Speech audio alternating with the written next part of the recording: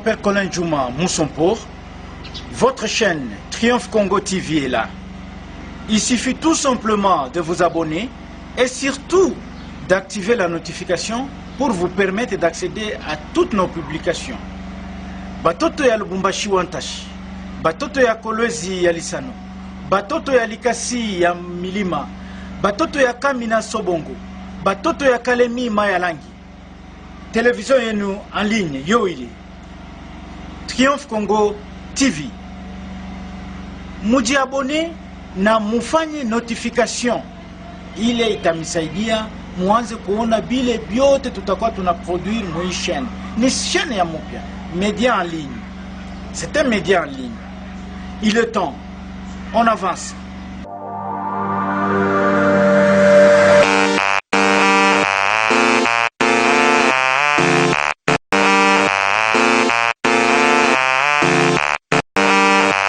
Parlez-nous un peu, qui est Pasteur Mundus?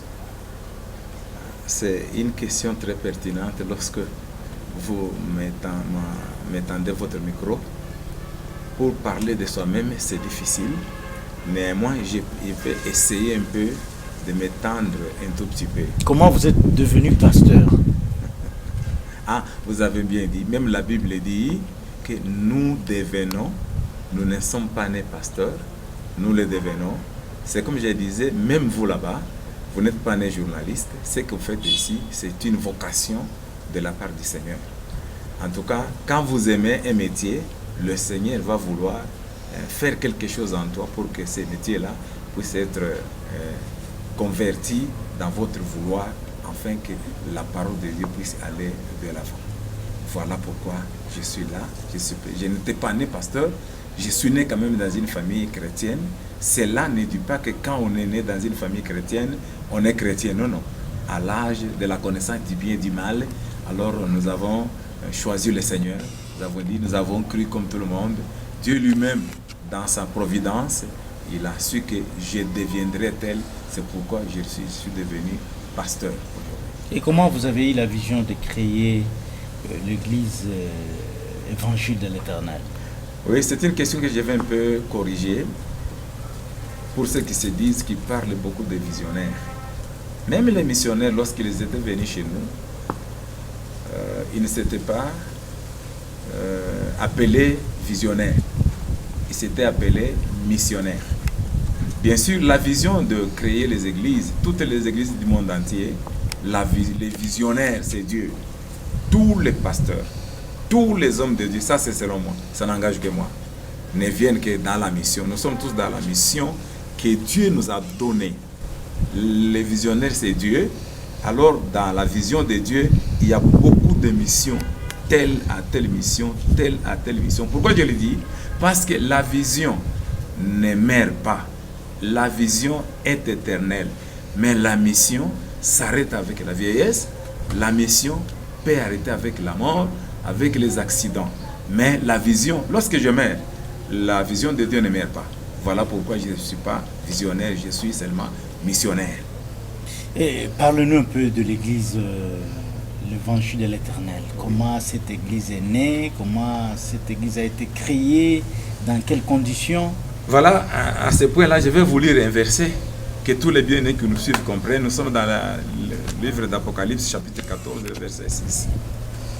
Là où est sorti le nom de l'église de l'évangile éternel. J'ai vu un autre ange qui volait par le milieu du ciel. Et il y a un évangile éternel pour l'annoncer aux habitants de la terre, à toute nation, à toute tribu, à toute langue et à tout peuple. Verset 7 maintenant pour terminer.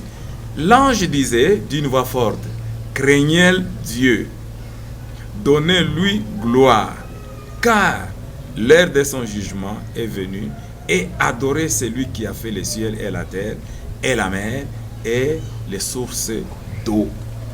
Voilà là qu'est venu le nom Église de l'Évangile éternel. Expliquez-nous, c'est-à-dire quoi d'une manière explicite? En tout cas, d'une manière explicite, l'Église de l'Évangile éternel veut dire la crainte de Dieu. Voilà pourquoi dans cette Église, nous prêchons beaucoup la crainte de Dieu. Les hommes, nous ne les craignons pas.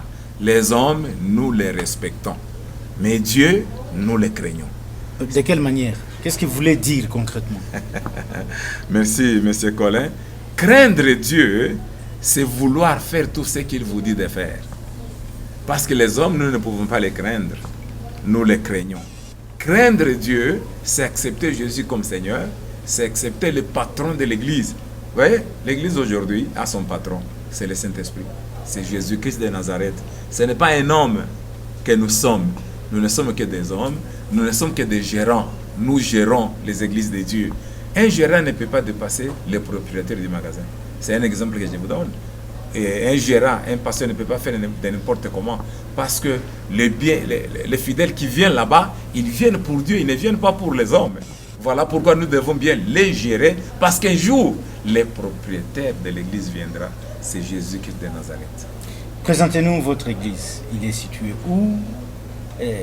Son siège, c'est où? On peut aujourd'hui compter combien de fidèles?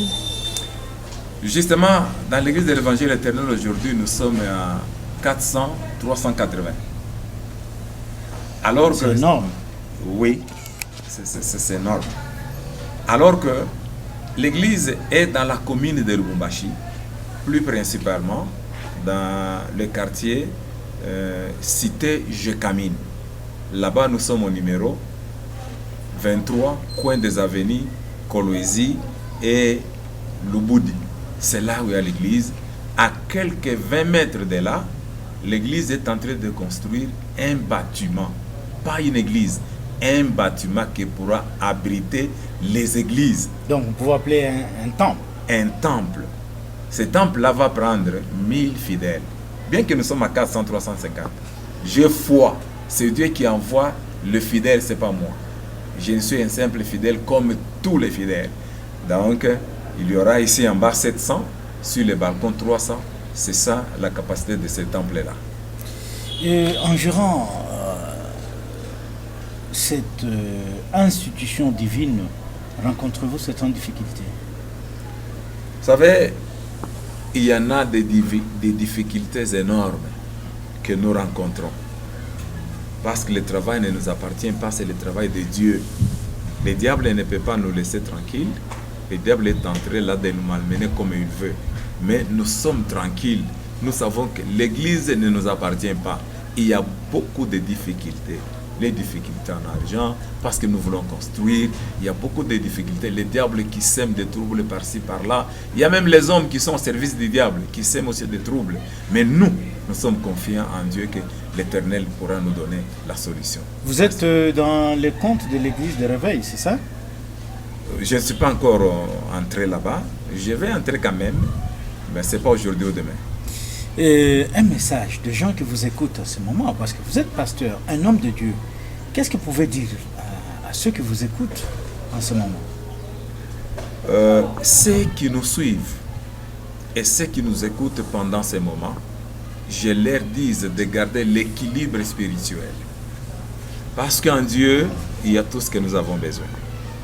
Et ensuite, l'Église de Dieu a besoin de béquilles.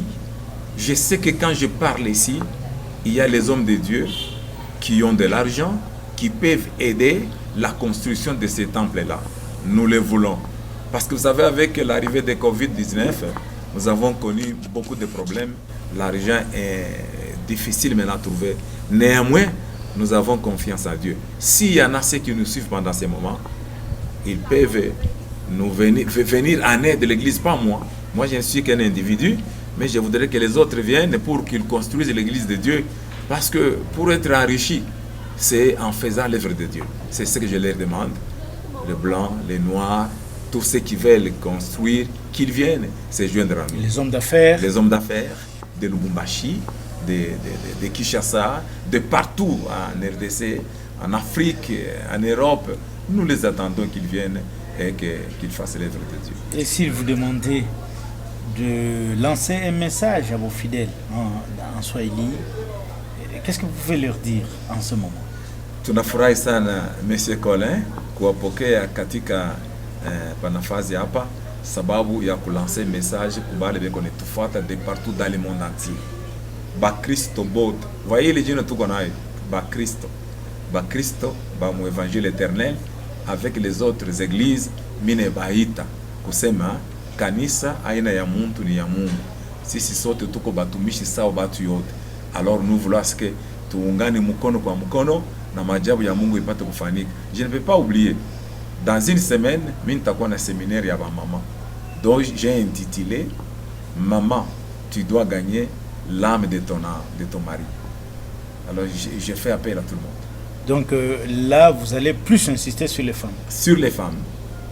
Vous savez, parce que la Bible dit, si la parole ne gagne pas ton mari, toi, maman, tu peux gagner ton mari par votre conduite. Et pourquoi seulement insister sur les femmes? Parce que imwezi ya maman. Monde entier, c'était le 8, et le 8 maintenant, en RDC, c'est tous les mois de mars. Pasteur Kalenga Mundos, je vous remercie.